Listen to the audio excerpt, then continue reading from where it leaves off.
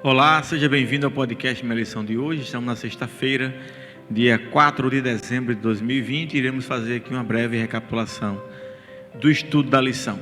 Eu quero convidar você a fechar os olhos e fazermos uma oração. Santo e amado Pai, obrigado por tuas bênçãos, porque estamos aqui juntos para lermos e estudarmos sua palavra. Nos guia nesse estudo que eu te peço por teu Filho. Amém. A lição dessa semana fala um pouco sobre a educação nas artes e na ciência, e nos leva a compreender essa relação que existe entre ciência, a crença em Deus e o ensino. E é interessante que há um rompimento entre ciência e religião, e nós, como cristãos, não devemos apostar todas as nossas fichas na ciência, porque de certa forma ela também nega um start, do mundo, o início do mundo, uma criação. Então nós temos que ter esse cuidado, e nós temos diversos aspectos a estudar. Vamos falar um pouco sobre o naturalismo e a influência disso para o nosso conhecimento geral. Então, quando você pega um livro de introdução à filosofia, por exemplo, um livro famoso do Danilo Marcondes, um brasileiro aqui, você percebe, por exemplo, como ele narra boa parte dos filósofos diz que a ciência é filha da filosofia, né? Então é claro que eles vão dizer que a ciência se desenvolveu lá com Tales de Mileto, na Grécia, e dizem que foi a partir do questionamento do mito, das explicações de fé.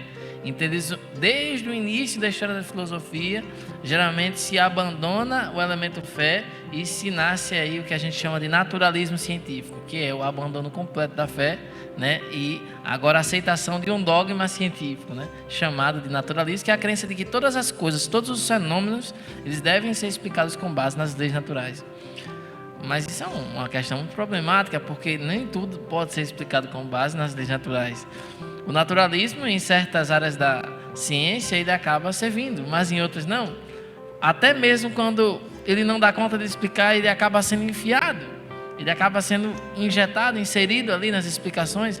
E até mesmo no campo da teologia, por exemplo, milagres, os naturalistas eles vão tentar dizer que aquilo ali não foi uma coisa... Explicar, né? Vão dizer que não existe milagre, que não existe sobrenatural. E foi isso foi uma falácia que foi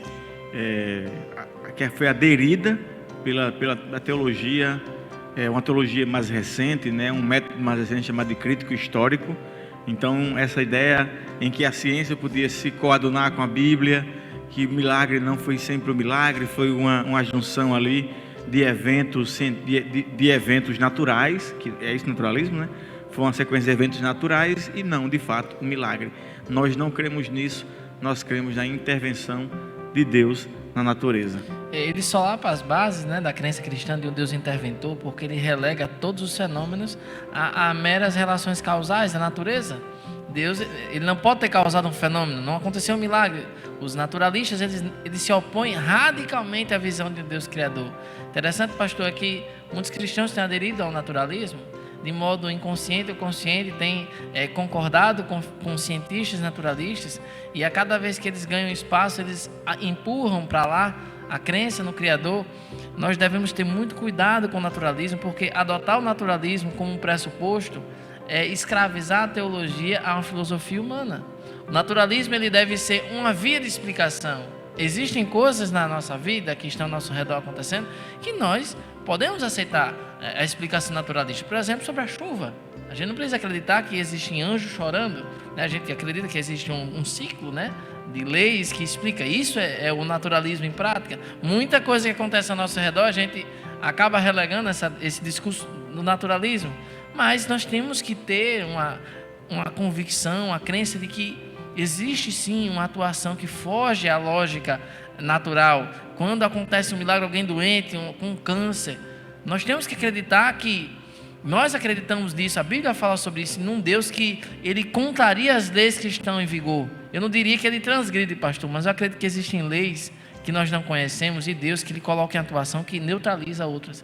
Eu acredito que nós não devemos relegar a existência humana ou a sociedade ou os acontecimentos ao conhecimento aos padrões que a gente já conhece, aos conhecimentos ilimitados que nós temos, né? Exatamente. Então nós temos uma quantidade de leis que nós conhecemos, mas existem inúmeras outras quantidades de leis que vão ali se contrabalancear, se pondo por cima uma da outra, sobrepondo uma a outra. Então, nós não podemos ver tudo de maneira linear, ou como a ciência nos mostra, mas como Deus nos mostra. O texto da lição de hoje também fala sobre a questão de você alinhar o conhecimento à prática, né? Fazendo até uma alusão à pessoa de Jesus Cristo, falando que ele não veio como cientista, veio como um carpinteiro, um homem da prática, mas também ele fazia essa junção, né?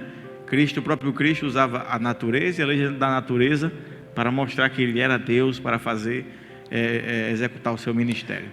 Adotar o naturalismo, um cristão que adota o naturalismo é um cristão que escraviza Cristo a partir dos nossos padrões. É tornar Cristo um escravo dos nossos padrões, daquilo que nós observamos cotidianamente. Cristo só pode atuar do modo como nós catalogamos. Cristo só pode atuar do modo como estamos acostumados a ver as coisas. Então, os cientistas que adotam isso, simplesmente isso, não estão abertos a coisas que fogem ao padrão que eles testificam. Mas é justamente por fugir ao padrão dos homens que Cristo, ele opera milagres. Ele surpreende. Ao longo da história, Deus fez coisas que fugiam da lógica humana. Às vezes a gente fica lendo o texto lá de Êxodo, né, quando fala que Deus abriu o Mar Vermelho, aí traz um mito, né, de que não, os antigos eram burros, né, como se os caras não soubessem que determinadas coisas não são comuns de acontecer. Os escritores bíblicos tratam aquilo como um evento miraculoso. Não, eles eram muito ingênuos a gente, de achar que eles não tinham condições de perceber quando uma coisa era uma coisa comum, um fenômeno natural, e um fenômeno incomum, sobrenatural. Milagroso, né? Então, a lição de hoje também nos chama a prática, né? A prática em que nós devemos influenciar o mundo, ensinando a verdadeira ciência para as outras pessoas, que é o conhecimento de Deus.